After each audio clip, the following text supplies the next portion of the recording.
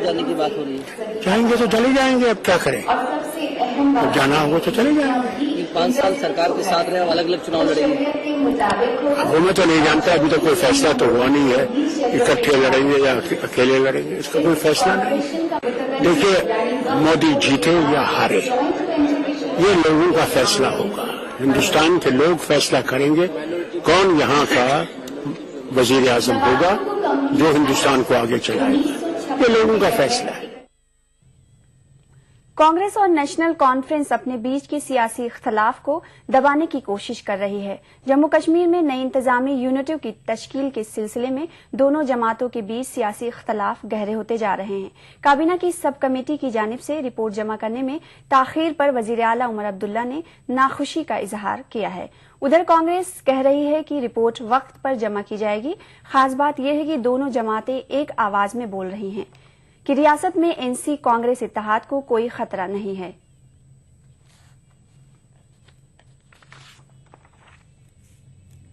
चाहूंगा कि ये एक पीपल फ्रेंडली स्टेप है। हम कन्फ्रंटेशन किसी के साथ भी नहीं चाहते। हम सोचते हैं कि ये लोगों की बहबूदी के लिए है और इस स्टेप को जितनी जल्दी हो सके उतनी जल्दी हम लें। उसके अलावा मैं ये भी बोलना चाहूंगा कि शायद कुछ लोग इस पॉलिटिकल क्राइसिस को इकोनॉमिक्स के साथ जोड़ते हैं, वो सही नहीं है। ये एक पॉलिटिकल इशू है, बट पॉलिटिकल लोगों के लिए है। तो इस स्टेप को जितनी जल्दी हो सके हमें उठाना चाहिए। मैं आपको एश्योर करता हूं कि अगर टाइम बाय करना होता तो फिर हम परसों रिपोर्ट नहीं देते। परसों हम रिपोर्ट दे रहे हैं, तो इसलिए बाय करने का है ही नहीं। अब इसमें कांग्रेस ये समझती थी कि कुछ इलाके जो हैं वो इग्नोर हो रहे हैं, उनको मुश्ताक कमेटी ने ऐड नहीं किया है। इसलिए वजह ये थी, किसी को नीचा दिखाने की या किसी को ये करने की कोई नीयत कांग्रेस की नहीं थी। 1984 के मुखालिफ सिख फसादात की एसआईटी के जरिए जांच का मामला जोर पकड़ता जा रहा है। इसी सिलसिले में दिल्ली के वजीर आला अरविंद केजरीवाल ने आज लेफ्टिनेंट गवर्नर नजीब जंग से मुलाकात की। सुप्रीम कोर्ट के एक सीनियर वकील एचएस फूलका का कहना है कि अगर कांग्रेस गुजरात फसादात की एसआईटी जांच की हिमायत करती है तो फिर 1984 फसादात की जांच एसआईटी के जरिए क्यों नहीं कराई जा सकती। वाज़ेह है कि 1984 फसादात में हजारों सिखों को हलाक कर दिया गया था। इस मामले में सिर्फ 28 अफराद को ही सजा हुई है। इस बारे में बात की और वो इसके लिए काफ़ी पॉजिटिव हैं और एसआईटी के गठन का मामला और उसके क्या टर्म्स ऑफ रेफरेंस होंगे ये अब अगली कैबिनेट मीटिंग में है। देखिए, जो एसआईटी की मांग तो ये शुरू से ही चल रही है। जैसे कि गुजरात के केस में एसआईटी बनाई और जो केस पुलिस ने क्लोज कर दिए थे वो एसआईटी ने फिर री इन्वेस्टिगेट किए और उनमें पाया कि ये एविडेंस है और उसमें दोबारा फिर मुकदमे चले और कुछ लोगों को सजा हुई। जैसे ही क्योंकि दिल्ली के केस में भी तकरीबन 40-45% जो एफआईआर रजिस्टर हैं उसमें ये जो दिल्ली पुलिस ने केस क्लोज कर दिया एज अनट्रेस्ड, ये कह के केस में एविडेंस अवेलेबल नहीं है। नानावती कमीशन की रिपोर्ट के मुताबिक 241 एफआईआर, 587 टोटल एफआईआर रजिस्टर किए थे। बीच में 241 एफआईआर एज अनट्रेस्ड को क्लोज कर दिया दिल्ली पुलिस ने, कहा कि इसमें एविडेंस अवेलेबल नहीं है। तो ये एसआईटी की मांग शुरू से हो रही है। दिल्ली खातीन कमीशन की चेयरपर्सन बरखा सिंह को केजरीवाल हुकूमत ने हटाने का फैसला लिया है। बताया जाता है कि दिल्ली हुकूमत ने बरखा सिंह को ओहदे से हटाने के लिए लेफ्टिनेंट गवर्नर से सिफारिश की है। केजरीवाल हुकूमत ने दिल्ली खातीन कमीशन की नई चेयरपर्सन के लिए मुसन्निफा मैत्रेयी पुष्पा का नाम लेफ्टिनेंट गवर्नर नजीब जंग के पास भेजा है। वाज़ेह है कि खिड़की एक्सटेंशन मामले के बाद दिल्ली के वजीर कानून सोमनाथ भाटी से बरखा सिंह के रिश्तों में तलखी आ गई थी। आज चूंकि मैंने सोमनाथ भारती को, ये अपने आप को एक आम आदमी कहते हैं और आम आदमी समझ के वो औरतें मेरे पास कंप्लेन लेके आई हैं, तो महिला आयोग के अध्यक्ष का क्या कर्तव्य बनता है? वो यही अपना कर्तव्य करेगी ना। मैंने वही काम किया है। तो ये अगर आम आदमी है तो इनको आना चाहिए, और अगर इस वजह से ये मुझे हटा रहे हैं तो ये सरासर गलत है और ये मेरे ऊपर अत्याचार है। इनका कहना यह था कि हम महिलाओं की सुरक्षा करेंगे, तो ये क्या सुरक्षा कर रहे हैं? ये तो उल्टा हमारा ही हैरेसमेंट कर रहे हैं ना। दिल्ली के वजीर आला अरविंद केजरीवाल ने बरखा सिंह की जगह मैत्री पुष्पा को दिल्ली खातिन कमीशन की चेयरपर्सन बनाए जाने की सिफारिश को हक़ बजानिब करार दिया है। केजरीवाल का कहना है कि वो पुराने सिस्टम के बरखिलाफ कुछ बेहतर करने के ख्वाहां हैं। ये बहुत फेमस साहित्यकार है। ये अभी तक इसके अंदर पार्टीबाजी चला करती थी। जो पार्टी होती थी वो अपने उसको चेयरमैन बना देती थी। हम इस प्रथा को तोड़ना चाहते हैं। जैसे दिल्ली लेकिन उनका यूनिवर्सिटी के 28 कॉलेजेस हैं, पहले उसमें सारे कांग्रेसी भरे हुए थे। हमने वो प्रथा बदल के हम भी अपने आम आदमी पार्टी के ला सकते थे। हमने प्रथा बदल के हम एकेडमिशियंस को ला रहे हैं, एजुकेशनिस्ट को ला रहे हैं। इसके अंदर भी मैत्री पुष्पा जी एक ऐसा नाम है जिसपे सारे देश को। दिल्ली खातिन कमीशन की चेयरपर्सन बरखा सिंह को ओहदे से हटाने की खबरों पर तबसरा करते हुए कांग्रेस तर्जुमान शोभा ओझा ने कहा कि आम आदमी पार्टी अपने इख्तिदार से भटक रही है। पूरा सोमनाथ भारती जी का इशू उठाया ही है और उसके लिए अभी मैं देख रही थी कि उनको महिला आयोग के अध्यक्ष को हटाने की मुहिम चालू कर दी है आपने। तो मैं समझती हूँ कि जो महिला आयोग का कर्तव्य था वो कर्तव्य उसने किया है और ऐसी कोई भी मुहिम पुनः एक प्रश्न चिन्ह आप पार्टी पे लगा देगी कि वो जो मूल्यों की बात करते थे उससे कहीं भटक गए। मरकजी वजारत बराए अक़लियती उमूर के 8वें यौम तासीस के मौके पर वजीर आजम मनमोहन सिंह के हाथों national Waqf development corporation limited का इफ्तिताह अमल में आया। दिल्ली के विज्ञान भवन में मुनक्किदा इस तकरीब में यूपीए चेयरपर्सन सोनिया गांधी और मरकजी वजीर बराए अक़लियती उमूर के रहमान खान ने भी शिरकत की। तकरीब में वजीर आजम के खिताब के बाद एक शख्स की जानिब से हुकूमत के 15 नुकाती प्रोग्राम से मुतालिक सवालात पर सिक्योरिटी दस्ते ने उसे बाहर कर दिया।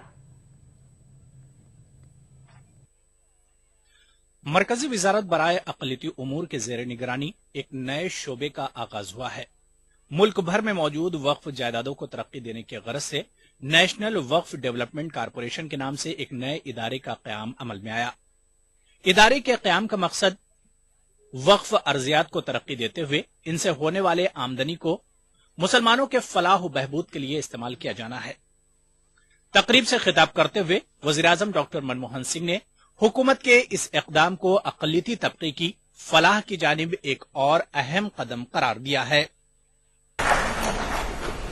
National Waqf development corporation is just one of the several far-reaching initiatives that the Ministry of Minority Affairs has taken ever since its inception in the year 2006. Ladies and gentlemen, this corporation has been established with an authorized share capital of rupees 500 crores. It will facilitate and mobilize financial resources for setting up of facilities like schools, colleges, hospitals on Waqf property for community purposes in a transparent manner. वज़ीर आज़म के खिताब के बाद एक फर्द ने मरकजी हुकूमत के 15 निकाती प्रोग्राम के निफाज से मुतालिक सवालात करने चाहे, लेकिन वज़ीर आज़म के हिफाजती दस्ते ने उसका मुंह जबरन बंद करते हुए उसे बाहर कर दिया। दूसरी जानिब सोनिया गांधी ने अपने खिताब में मुल्क की अवाम को सेकुलरिज्म को नुकसान पहुंचाने वाली ताकतों से होशियार रहने का मशवरा दिया।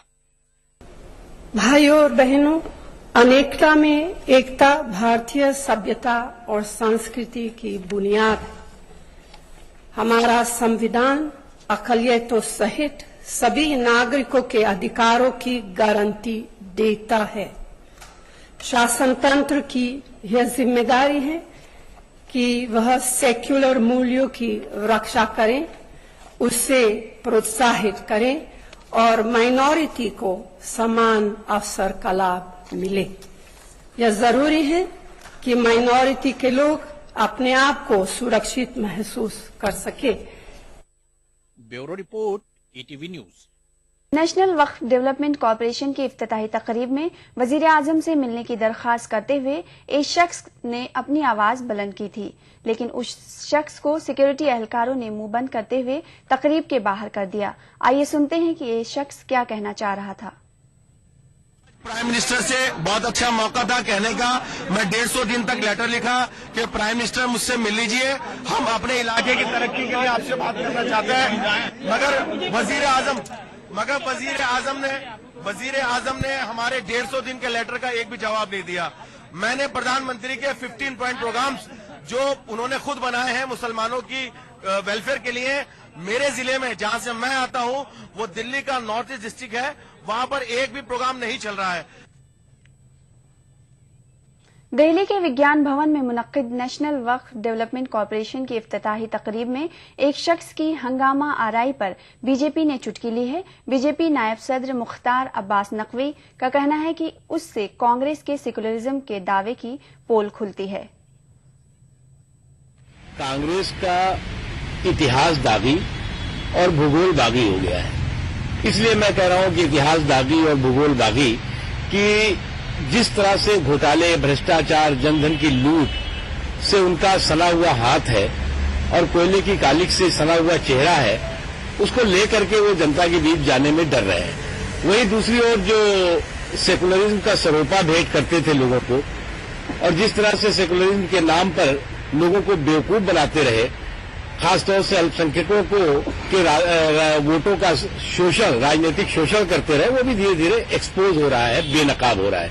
इसलिए अब इस तरह का कांग्रेसी झोला छाप सेकुलरिज्म जो है वो न चलेगा और न ही कांग्रेसी झोला छाप सेकुलरिज्म के पीछे इस देश का अल्पसंख्यक भागेगा।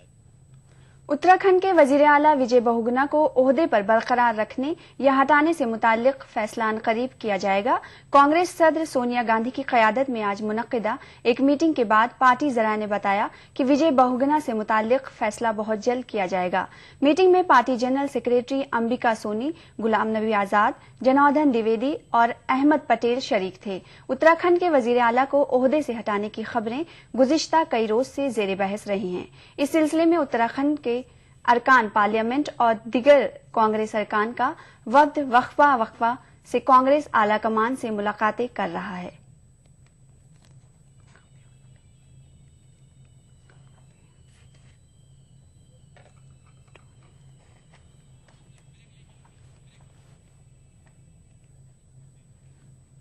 खबरनामे में वक्त है फिलहाल एक छोटे से ब्रेक का, जल्द हाजिर होते हैं। अब राजीव आवास योजना के अंतर्गत स्लम वासियों को मिलेगा अपना घर, अपनी जमीन पर अपना घर और मालिकाना हक। अरे छोड़ो, ये सुनते सुनते मैं बूढ़ा हो गया। ये देखो, अब जिएंगे सम्मान से, जिएंगे शान से, राजीव आवास योजना का सहारा है।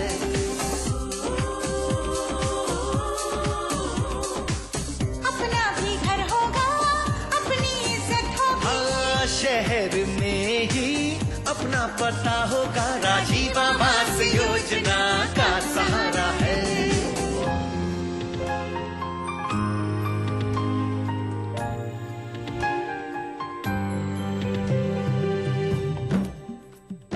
शहर से जुड़े अब रहेंगे हम, रोजी रोटी और मकान का होगा ये संगम। बच्चों की पाठशाला हो, भविष्य उनका उज्जवल हो, राजीव आवास योजना का सहारा है। घर घर में नल होगा, पानी झरझर होगा, आएगी रोशनी, हर तरफ उजाला होगा। भारत सरकार, राज्य सरकार एवं स्थानीय निकायों का साझा प्रयास, राजीव आवास योजना, सबको हक। नेशनल बॉल पेंटिंग के फाइनल मुकाबले में लकी, पप्पू और छुटकाऊ ने हिस्सा लिया। जहां लकी ने चौक मिट्टी, पप्पू ने पीओपी, वहीं छुटकाऊ ने जेके वॉल पुट्टी का बेस बनाया और कम पेंट का इस्तेमाल करते हुए दीवार को सबसे स्मूथ और खूबसूरत फिनिश दिया और ये प्रतियोगिता जीत। व्हाइट सीमेंट वाली JK wall putty is the best. सीलन से भी पपड़ी का कोई चांस नहीं होता, दीवारें बोल उठेंगी।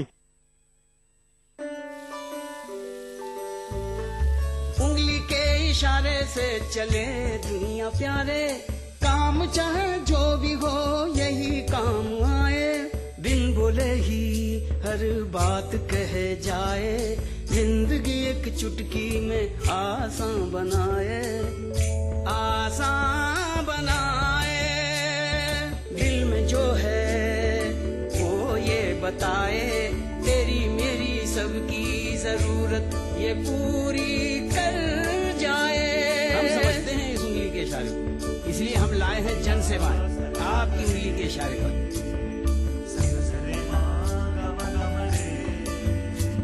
अरे उंगली के इशारे से चले दुनिया प्यारे, काम चाहे जो भी हो यही काम आए। बस कॉमन सर्विसेज सेंटर पहुंचिए और बनाइए अपनी जिंदगी आसान एक उंगली के इशारे से।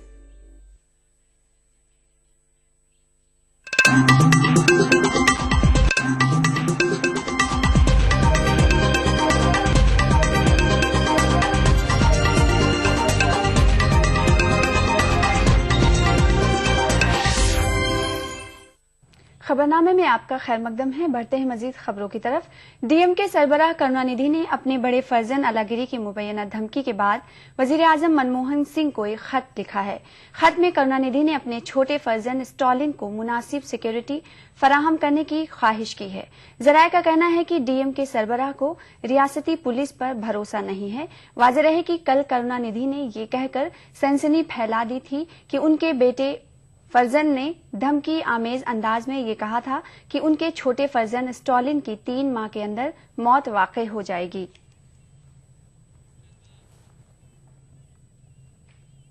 अहमदाबाद जा रही एक वॉल्वो बस में महाराष्ट्र के थाने जिले में एक डीजल टैंकर से टकरा गई। टक्कर के बाद बस और टैंकर दोनों में आग लग गई। हादसे में 8 अफराद हलाक और दीगर 14 जख्मी हो गए हैं। जराये के मुताबिक बस पुणे से अहमदाबाद जा रही थी। जख्मियों को करीब के अस्पताल में दाखिल करा दिया गया है।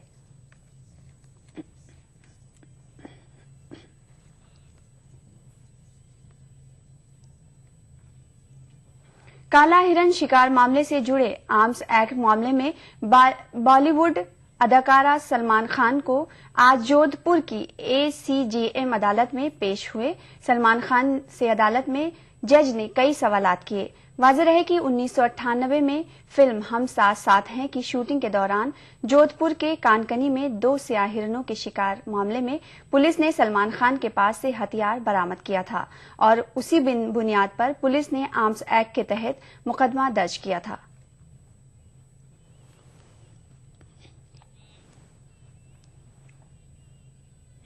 तेलंगाना मसले का जायजा लेने के लिए वुज़रा ग्रुप की 4 फरवरी को एक और मीटिंग मुनक्किद होगी।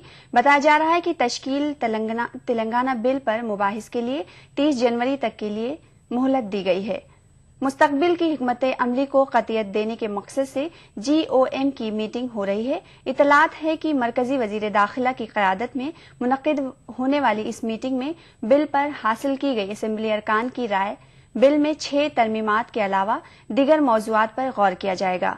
मुजव्विज़ा मीटिंग में पोलारोम प्रोजेक्ट, सीमांध्रा में दारुल हुकूमत और एयरपोर्ट्स के क़याम के अलावा मुश्तरका दारुल हुकूमत में गवर्नर के इख्तियारात जैसे मौज़ूआत पर तबादले ख्याल किया जा सकता है।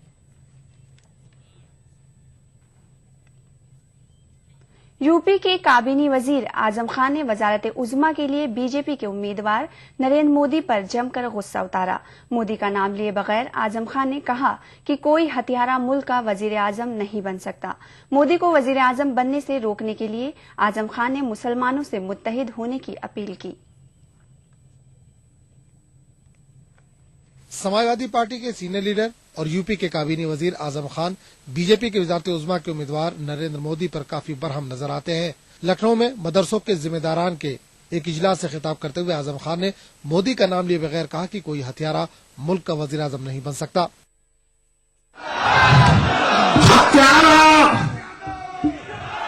हत्यारा मुल्क का मुहाफिज नहीं हो सकता। इंसानियत का कातिल हिंदुस्तान का बादशाह नहीं हो सकता। ये मैं नहीं कह रहा हूं, हिंदुस्तान की अक्सरियत कह रही है। इस मौके पर इन्होंने मुजफ्फरनगर फसाद मामले पर मीडिया पर जमकर गुस्सा उतारा।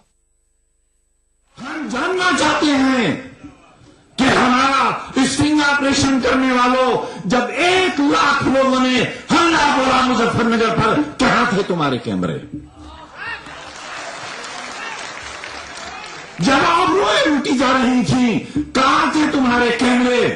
जब मकाना चलाए जा रहे थे और कत्ल किया जा रहा था, कहां थे तुम्हारे कैमरे? उस वक्त तुम्हारे कैमरे नरेंद्र मोदी को हिंदुस्तान का वजीर आजम बना।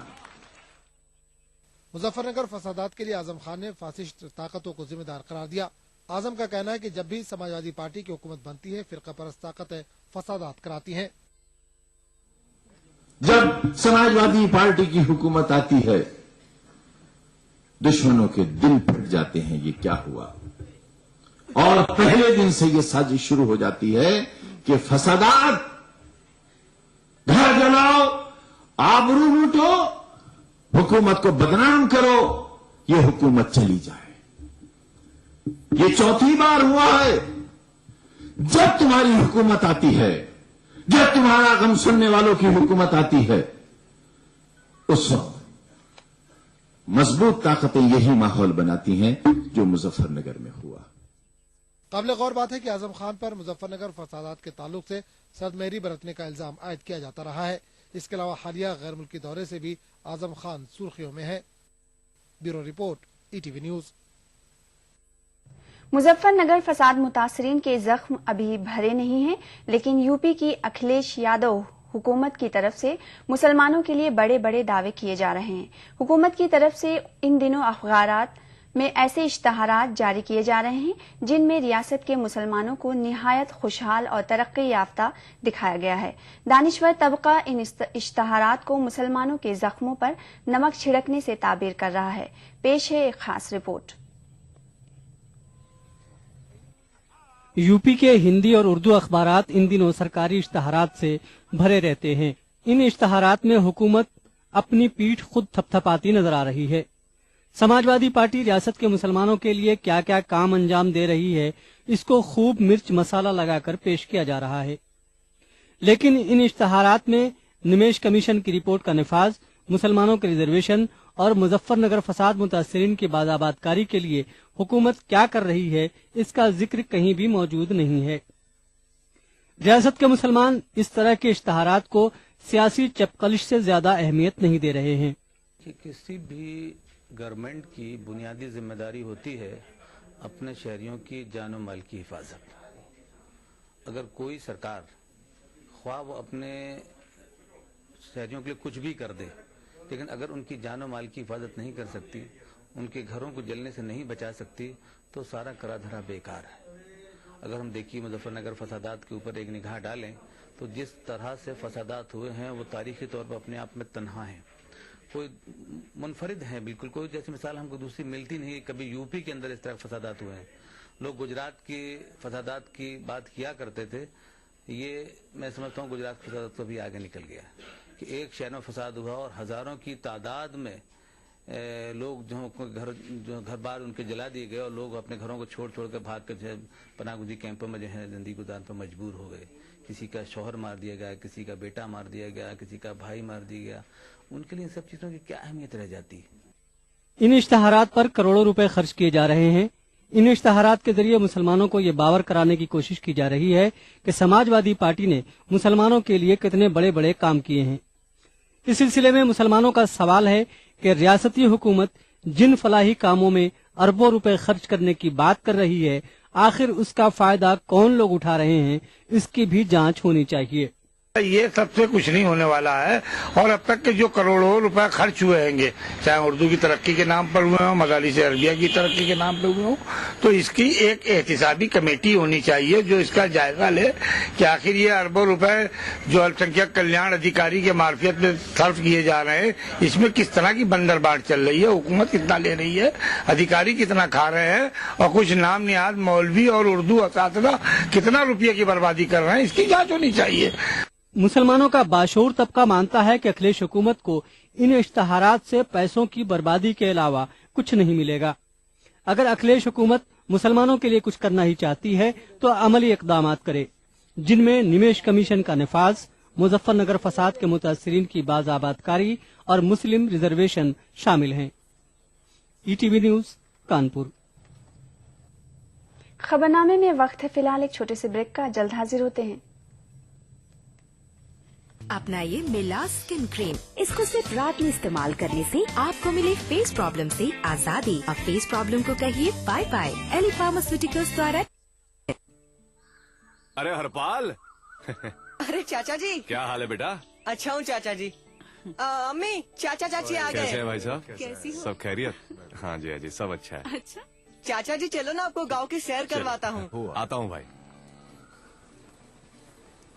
बेटे ये क्या है? ये सोलार कुकर है चाचा जी। करता क्या है? ये सूरज की कुवत से खाना पकाता है। ये सब तुझे कैसे पता? मैंने इसके बारे में पढ़ा है चाचा जी। मुझे हाँ। आगे जाके साइंस लेकर ही पढ़ना है और ऐसा बहुत कुछ इजाद करना है। ओ वाह मेरे बच्चे, वाह वाह वाह वाह। वजारत बराए अकलियती उमूर हुकूमत हिंद की जानिब से अकलियती तबके के वसाइल से आरी और होनहार बच्चों को पोस्ट मैट्रिक तालीम मुकम्मल करने के लिए वजीफा दिया जाता है ताकि वो अपनी पढ़ाई मुकम्मल करके नई जिंदगी की जानिब पहला कदम रखें।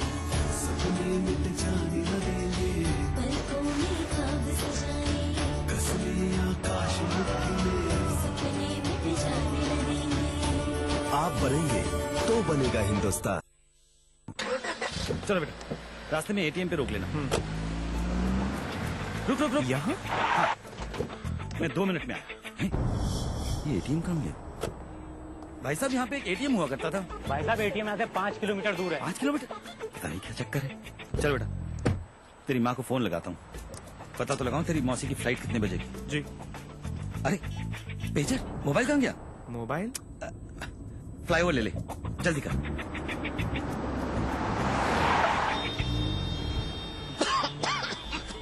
इतना ट्रैफिक, ये फ्लाईओवर कहाँ गया? कौन सा फ्लाईओवर पापा? चल मेट्रो लेते। अरे ये मेट्रो कहाँ गई? मेट्रो चलो। अरे भाई साहब, यहाँ पे एक एयरपोर्ट होता था, एयरपोर्ट। बावड़ा हो गया क्या था वो? एयरपोर्ट यहाँ? पापा को हो क्या गया है? अरे यार हेलो सुनो, वो नया वाला एयरपोर्ट तो यहाँ पे है ही नहीं। एयरपोर्ट नहीं है? मतलब नींद में हो क्या तुम? उठो उठो उठो, एयरपोर्ट नहीं जाना। हाँ, airport, metros, ATMs, banks, expressways, इतना सब कुछ सिर्फ पिछले 10 सालों में, और ये सब हमारी जिंदगी का हिस्सा बन गया, जैसे सदियों से ऐसा ही था। भारत निर्माण का यही प्रमाण। जन जन को छुआ, जन जीवन बदला।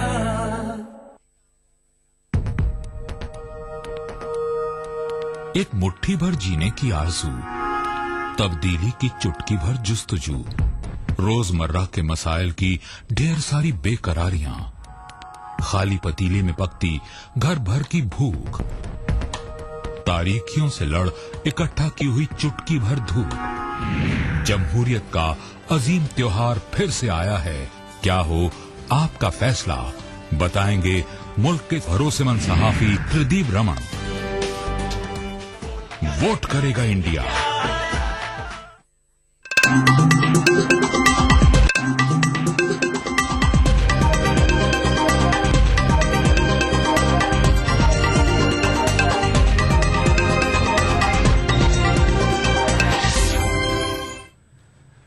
नाज़रीन आदाब, मैं हूं अबू हुरैरा। खबरनामे के सिलसिले को आगे बढ़ाएंगे। यौम जमहूरिया के ज़िम्न में पहली मरतबा कर्नाटक के राजभवन में उर्दू के कौमी गीत और मुशायरे का इनेकाद अमल में आया। ऑल इंडिया उर्दू मंच के ज़ेर-ए-एहतमाम मुनक्किद हुई इस तकरीब में रियासत के गवर्नर हंसराज भारद्वाज ने उर्दू के फरोग पर जोर दिया। इस मौके पर रियासत उर्दू के फरोग में नुमाया खिदमात अंजाम देने वाली 12 शख्सियात को एजाज से नवाजा गया। यौम जमहूरिया के मौके पर कर्नाटक के राजभवन में पहली मरतबा उर्दू की महफिल सजी। ऑल इंडिया उर्दू मंच के ज़ेर एहतमाम मुनक्किदा इस तकरीब में रियासत के गवर्नर हंसराज भारद्वाज ने उर्दू के तईं अपने जज्बाती लगाव और उर्दू जबान की अहमियत पर रोशनी डाली।